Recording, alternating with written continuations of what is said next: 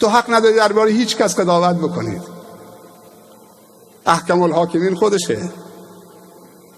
اگه دوست داریش کمکش کن. تو حق نداری اگه شراب خوری داره شراب میخوره بگی این ملعون نجس شراب خورده، این جهنمیه. گریه و زاری و تواضع و معصیت خیلی بهتر از تکبر و عبادته.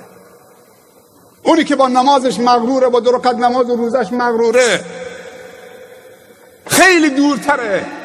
آیا نمیترسی که فردا اون شرابخوار توبه بکنه بیاد جای تو با نمازت مغرورید، منت سر خدا و خلق خدا میذارید بیرید جای اون؟ بعضی انسان ها پشت تسبیحشون قایم شدن، بعضی انسان ها پشت حجشون قایم شدن. طرف فکر میکنه وقتی رفت حاجی شد دیگه هر کاری دلش میخواد بکنه، یه مجوز حج رفتن. بعضی ها پشت نمازشون قایم شدن، هر کسی نماز میخونه دیگه آزاده. نه، اینطوری نیست. اگر راست میگی کمکش کن تا دست از این شراب بکشه. علمای ما عادت کردن فقط میرن مسجد مدرسه دینی، مسجد مدرسه دینی، تو بازار نمیرن چون اونجا اهل معصیتن. اگه گاه وقت هم تو بازار برن اینطوری باید برن که چشمشون به نامحرم نیفته. پس بشین تو خونه تا جوانا بیان، برو تو مسجد بشین تا جوانا بیان، برو تو مدرسه دینی بشین دور خودت هم یه دیوار بکش تا جوانا بیان. با تو مسئول متدینین هستی، مسئول اونا هستید. اونا به گردن تو حق دارن. علما تو عروسی نمیرن که اونجا، اگه بزرگان تو عروسی نمیرن، تو بازار نرن، تو محل کار مردم نرن، تو دانشگاه نرن، کنار ساحل نرن، تو پارک نرن، طوری شده که علما دیگه روشون نمیشه تو پارک برن، روشون نمیشه تو بازار برن. با بازار یثرب یه روزی دست یهود بود. اقتصاد یثرب قبل از هجرت رسول الله صلی الله علیه و سلم دست یهود بود. 3 قبیله بزرگ یهود در یثرب زندگی میکردن، قبیله بنی نظیر و بنی قینقاع و بنی قریظه. وقتی پیامبر صلی الله علیه و سلم رفت نگفت برید بازارشون رو نابود بکنید.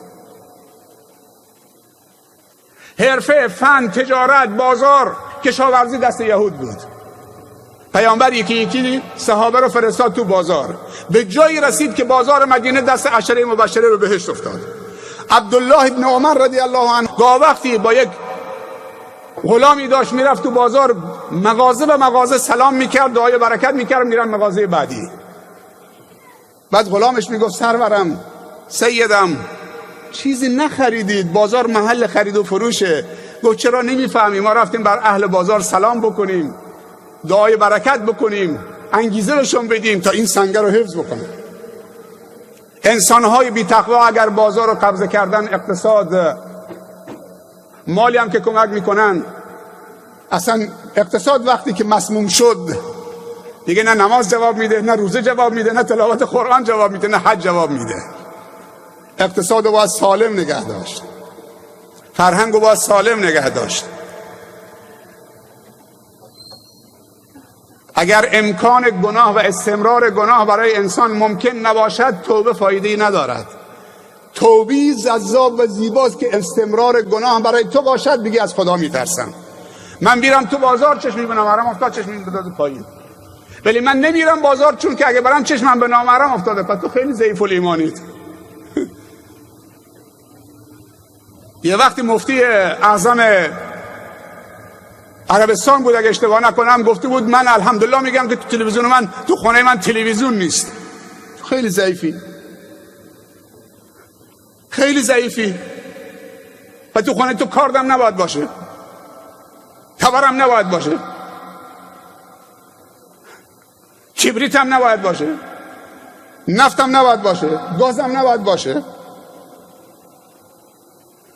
تو اینقدر ضعیفی و بچه ها ضعیف تربیت کردی که